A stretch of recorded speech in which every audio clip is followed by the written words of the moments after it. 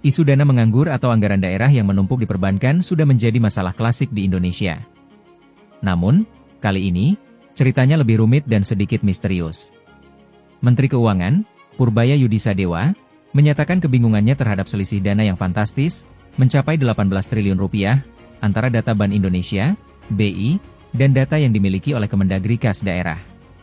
BI mencatat total uang daerah di BAN mencapai 233 triliun rupiah, sementara catatan kas daerah hanya 215 triliun rupiah. Kemana perginya 18 triliun rupiah ini? Apa penyebab perbedaan data yang begitu besar antara Bank Sentral dan pemerintah daerah?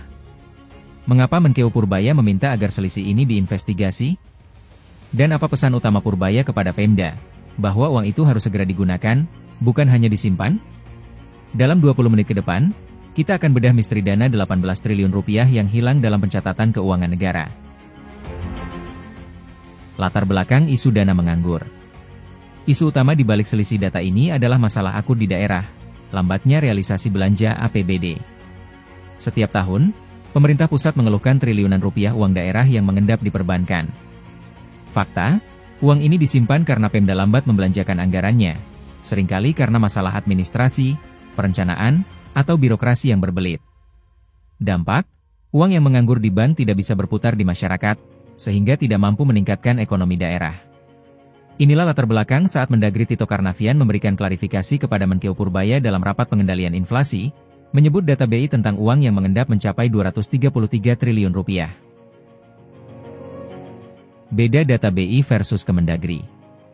Mendagri Tito Karnavian segera merespons data BI yang mencatat angka 233 triliun rupiah. Menurut Tito, data BI ini diragukan validitasnya. Ia memberikan contoh, ada daerah yang pendapatannya tidak sampai 5 triliun rupiah, tetapi BI justru mencatat anggaran yang mengendap sebesar 5,1 triliun rupiah.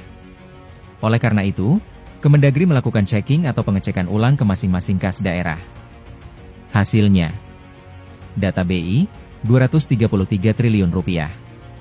Data kas daerah, hasil checking 215 triliun rupiah. Selisihnya, tepat 18 triliun rupiah. Ini bukan jumlah kecil. Ini setara dengan anggaran pembangunan infrastruktur besar-besaran di beberapa provinsi. Analisis Purbaya, tuntutan investigasi. Perbedaan angka 18 triliun rupiah ini lantas membuat Menkeu Purbaya bertanya-tanya. Purbaya menegaskan bahwa data Bank Sentral, dalam hal ini BI, harusnya lebih akurat karena sudah tercatat di sistem dari seluruh bank di Indonesia. Host, mengutip Purbaya, kalau Bank Sentral pasti ngikut, itu dari bank-bank di seluruh Indonesia termasuk di BI, segitu tercatat. Kalau di pemerintah kurang 18 triliun rupiah, mungkin pemerintahnya kurang teliti, itu yang penulisnya. Dugaan Purbaya mengarah pada pencatatan yang kurang teliti atau kurang rapi dalam sistem administrasi keuangan daerah. Karena selisihnya sangat besar, Purbaya pun menuntut agar perbedaan data 18 triliun rupiah ini mesti diinvestigasi untuk memastikan uang tersebut memang ada dan terdokumentasikan.